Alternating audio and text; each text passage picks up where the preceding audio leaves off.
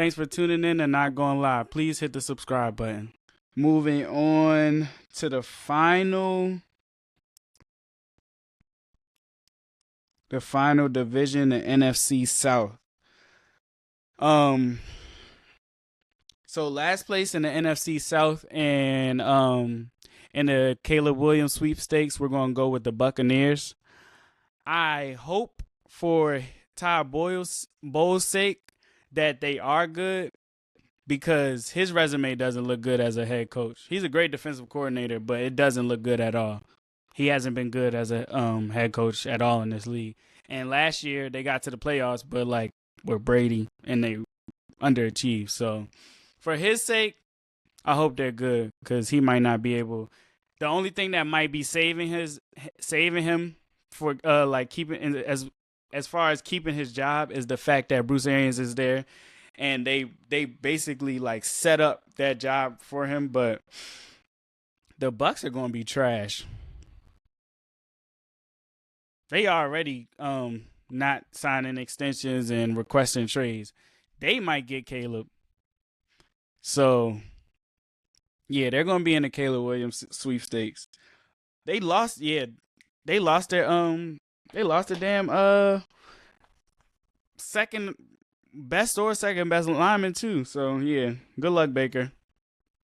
Um, Third place, I have the Panthers. I like Bryce Young. I like Brian Burns, but he's not in. He's not in. He hasn't been in camp. I think he needs to get paid. Um, the Panthers low key got some players. Don't get me wrong. They picked up Adam Thielen. They got I always forget his name. The receiver from LSU. He's probably in his second year. Let me look it up. I didn't even want to spend that much time on them, but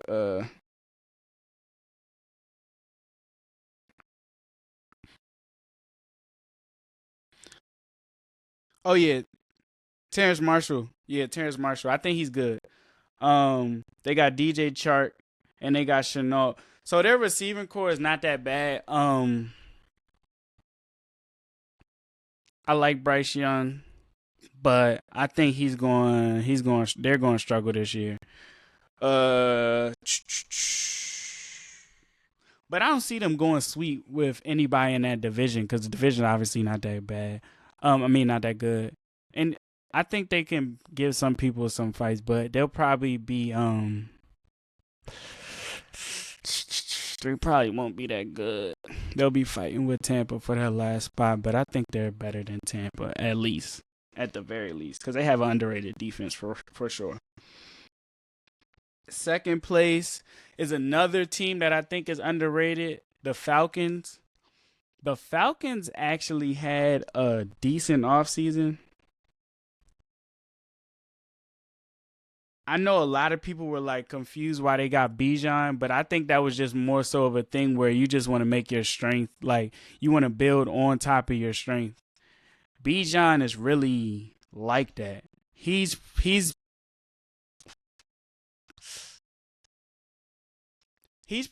probably gonna win offensive rookie of the year. Like he's probably gonna win off as long as he gets his carries. Because the only thing is they got a nice backfield because they got Cordell Patterson and Algier. I think they were the number one. Were they the number one rushing team in the league last year? If they weren't, they were top three. So the only thing that might stop him from getting offensive rookie of the year is sharing carries, but he's a dog. Their weapons are nice. Like you got three good running backs. You got Kyle Pitts that I think is going to bounce back. I think everybody be talking shit about him because of fantasy. Like, bro, that's not real football. It's fantasy. Anyways, Drake London is good. I'm always forgetting receivers' names. It don't matter. Um, but yeah, I do think their weapons are underrated. They got a pretty good offensive line, and on defense they picked up Jesse Bates, AJ Terrell, one of the other underrated corners in the league. They gonna be all right. They're definitely gonna be a tough out. They're not. I don't got them making the playoffs, obviously. but they're gonna be good. So it's all gonna depend on how good Desmond Ritter is. If he's average, they might be a problem. Um, in terms of like playing them, like they're gonna compete, but yeah, I don't know about Desmond Ritter, so I think they're gonna win about the same amount of games. Would they win like 7 or 8 games last year? Yeah, they probably win like between 7 and 9 games again. So hopefully they can, for their sake, figure out their quarterback spot because I think that's the last piece for them. And the final spot, first in the NFC South, the Saints. A lot of people don't like Derek Carr. I think Derek Carr gets a lot of shit for nothing. He's never had, I think the stat is he's never had a top 19 defense. That's ridiculous. Um, I think he's cool. Like, he's above average. He's not elite. I think he can be good.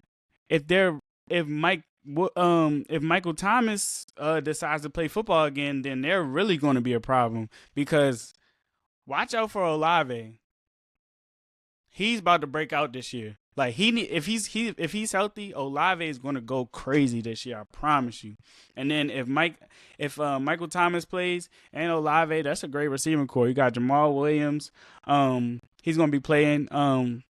Like you probably would thought it was a problem that Alvin Kamara is getting suspended, even though it's only a few games. But I seen that Jamal Williams is there, so they'll be fine in that regard. The defense was, I think the defense was like, I think they had a top 10. I think they had a top 10 defense last year.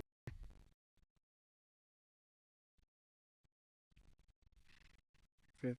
Yeah, they ranked fifth in total defense, ninth in points. Yeah, they had the fourth most sacks in the league.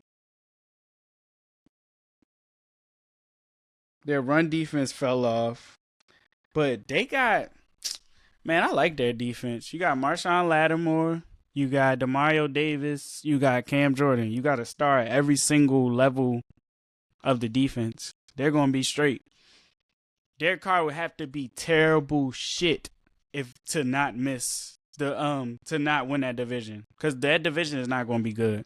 So I got them winning that division easily. I think they'll win like 12 games, 11. I don't know their schedule. I'm gonna call it 11 or 12 because I got faith in Derek Carr and everybody that's hating on Derek Carr.